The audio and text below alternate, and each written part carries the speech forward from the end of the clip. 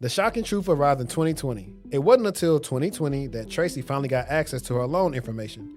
Her mom handed over the login details, and that was the moment it all became real. That's when I got the login, she said. At that point, it was kind of one of those lunch situations like, this is yours now. The number she saw floored her. Nearly $140,000 in private student loan debt. Last week, we talked about the student loan debacle. And Yes. I'll also update. My dad texted me and asked me, like, is your degree okay? Well, on Threads, one of my followers, what's her name? Sierra Nicole, I believe. Let me see if I got Threads on here. I do. Let me see if I can find her. And I'll get into the article. But she was basically saying, hey, they didn't really change any language about what they deem not to be professional because this was already set back in, I think, 2008. And What about 08? the same, pretty much the same degrees that they become professional then is what was in the same language from the thing we just read. Okay. That's what I was trying to establish because I try to be as factual as I can. Like, of course, we reading off on articles and stuff like that. But let me see if she put it on her LinkedIn. Because I knew we were friends on Let's see.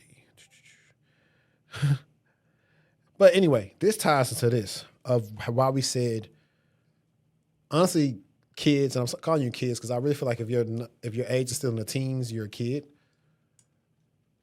Don't let your parents be the only person or the person that know about whatever your loans are and how much they're going to be in their repay back. You need to look into that. It's precisely the reason why I chose the undergrad school I chose because I said, hey, LSU costs more than that school and it's farther away. I didn't have no whip or nothing like that. I said, I'm probably going to spend my money going there. Let me go to this school that's like an hour and 15 away. I made that decision because I know also Baylor was reaching out to me at the time too. I was like, yeah, I'm going to do something that's more feasible for me. I feel so strongly about this, and this is why I chose the school that I chose. So all of my friends went to Michigan State. My best friend went to U of M. I was not getting in U of M back then.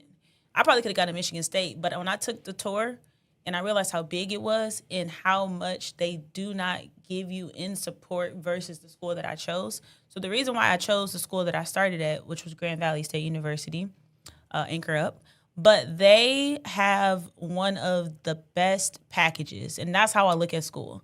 You can get free tutoring in any subject. Free tutoring, there's a math center, there's a writing lab, there's I think a speech lab where you can go if you have to do a presentation.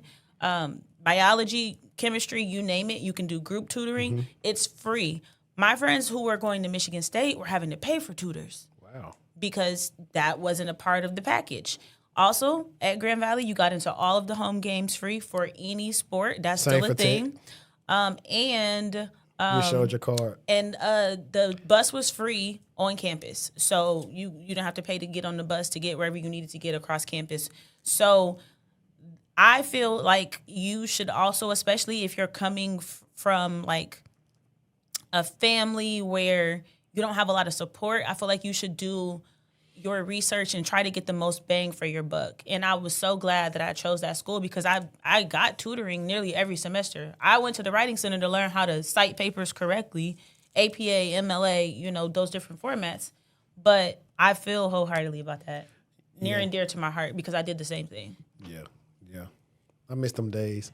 I miss being in a college town because they would cater to the college students. So like there's this pizza, my people from Louisiana know about Johnny's Pizza. They had if you've been at Ruston, that's where LA Tech was. They had a Tech Party Pizza. It was like $10 and it was very good. But I know y'all ain't care about that. If you're from Ruston, go Bulldogs. I think they bowl bound, so shout out to them. But this article is, she graduated college without knowing what she owed. When she finally saw the number 4 years later, it was so big she didn't want to pay it. That reminded me of you. Like, this is real? What? Yeah. How she ain't know? Tracy, a teacher in Dallas, graduated from college in 2016, thinking she had some student debt, but not really knowing how much.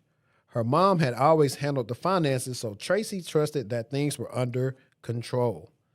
I knew I had student loans eventually coming out of college, but she kind of handled all that, she said on a recent Ramsey social. I guess she called into Dave Ramsey show.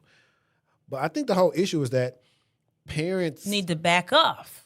You need to back off. You Let need them- to let let them them fill out figure it faster. out. No, they need to figure it out. That's a part of going to college and being an adult and figuring out how to handle business, whether it's financial aid, whether it's your doctor, your insurance. It's a part of you. because I guarantee growing. she didn't. I want to know what school the girl went I was to. just about to say, what is the degree in? Education? You're going to find out. The shocking truth arrived in 2020. It wasn't until 2020 that Tracy finally got access to her loan information. Her mom handed over the login details, and that was the moment it all became real. That's when I got the login, she said. At that point, it was kind of one of those lunch situations like, this is yours now. The number she saw floored her. Nearly $140,000 in private student loan debt. Ugh. It just feels like they're never really going to get paid off, Tracy admitted. Over the past several years, she's managed to bring it down to $106,000, but the process has been slow and draining. Man, she still paid off a good bit. That's a lot of money. She paid out $34,000 This is for an in several undergraduate years. degree? Yeah, I think so. Adding to the pressure, Tracy and her husband, who is also a teacher earning about $62,000 a year, are juggling other debts. There's his $30,000 in federal student loans, so at least he did better. He had what she had. But them less than that. private, whew, them interest But rates. this is the thing, though. I don't know why parents do that. Like, if you don't have the money to pretty much substantially help them go to school, don't put them in don't sign off on no loans. Them Parent Plus, yeah. Whatever they is, them private loans, and then have them stuck on the hook for paying it, knowing what they going to school for. You have more wisdom than they have. Knowing what they're going to school for is key. It ain't like she finna go be a doctor, The- a lawyer, a nurse, where you can start traveling and make $10,000 a I'm week. just thinking maybe that's also room and board. It has to be. Even still, that's a lot of money. That's a lot of money. You could have took that same amount of money and just hypothetically, this, you know what, students, and this is not financial advice. If you are probably going to get more money than you need from your refund, find an ETF to invest it in and put it in that. And just start letting it do it. Even if you don't put no more money in from, like, let's say 10 years ago, you may have money to pay some stuff out because it's going to grow. That's what I probably would do. If I know now what I know now, back then, Robinhoods and the M1 Yeah. Finances and Fidelity apps wasn't as accessible as it is now to you. I would probably put some of my refund check in the investment account. Not financial advice. Don't listen to me, but hey. She said they got $30,000. He has $30,000 in federal student loans, a $19,000 car loan, and a $115,000 loan on their tiny home on wheels. Monthly costs include a $1,000 mortgage payment and $700 in land rent. Yeah, they plan on that land rent. So I grew up in a mobile home. So you also had a mortgage for your mobile home. Then you had a lot note. So Just for parking there, basically. yeah. Yeah. So well, it wasn't parking because it wasn't like an RV. It's stationary there. But But that's a monthly fee. yeah. So they can always raise it or Raise lower it it. up, yeah. So I think So it's like your low key, like your property tax. yeah. Yeah. That's at worst because you're not getting any. It doesn't appreciate like a house. So it's really a bad deal in the long run. And that's what they probably going to figure out about that tiny home. They probably was just better off. They would have been better off just renting an apartment to save that $700 and put it towards the loans. When she called into the show, Tracy asked a question many people in her shoes have wondered. Is it ever okay to just default on student loans? No, co-host Jay Warshaw said plainly, if you were 88 and on death's door, I might say yes if you had no money. But you sound young, and it seems like there's a lot of life ahead of you to try to make this happen.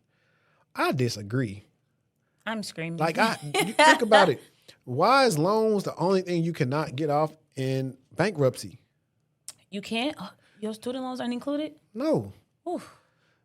Like, especially they private. Like, I feel like that's predatory. I feel like the child. I feel like there needs to be some regulation in the practices of financial institutions, especially when it comes to giving a 17-year-old, 18-year-old full discretion to come and get a $100,000 loan for you. Like, that's crazy.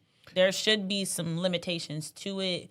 There should be, for this school, this is the max we can give you per what the tuition cost. You know what I mean? Yeah, but not only that, the child was going to school and never knew how much the loans was. But Technically, Now I got to understand, is this a private one or is it something you put in your daughter's name? Because I feel like you really set her up because That part. where school was she going to? Did she just not get any, did she not get any Pell Grants? Did she not get a Gold Grant? You What, gonna like, get a Pell Grant at least, especially if you ain't, did she not get from work around that study? way.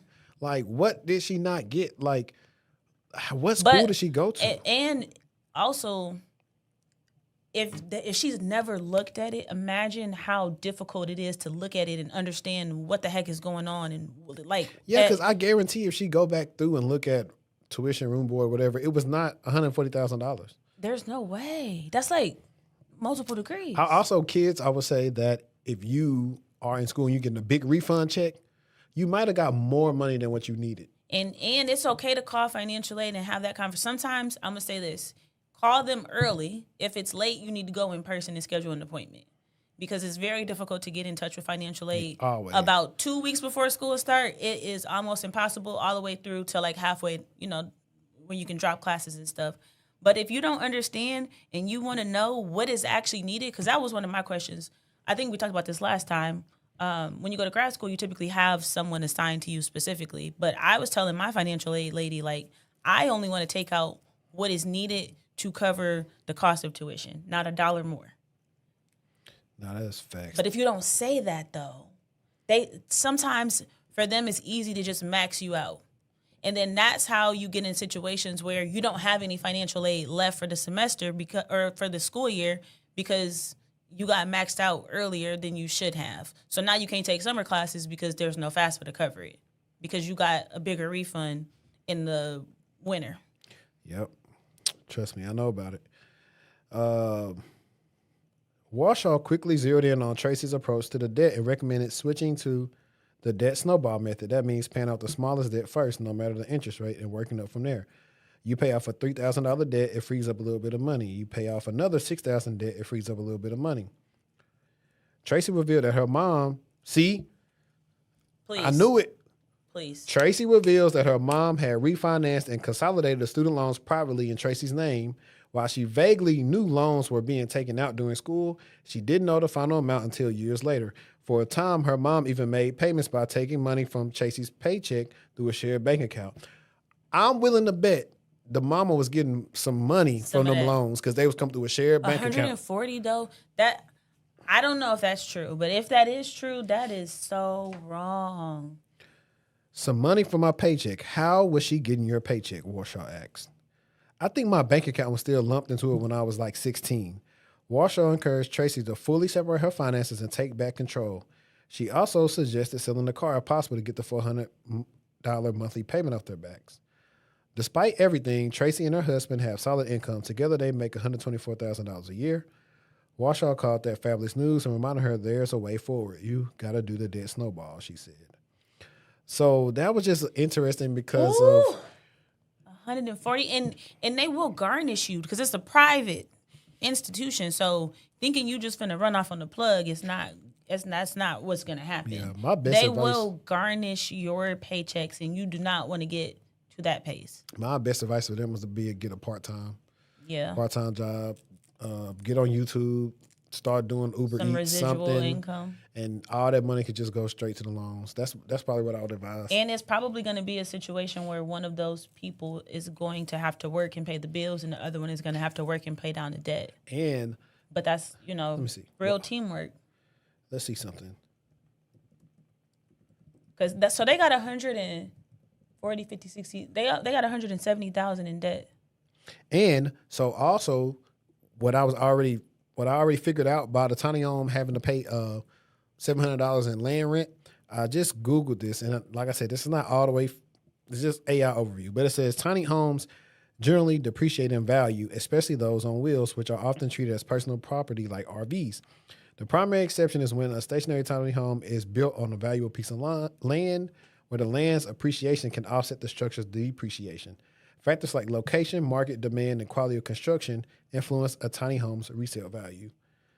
So you can go through all those different things, but like I said, things like that are more considered to be like cars. They're not considered to be super valuable. Like a home. Mm-hmm. Mm-hmm.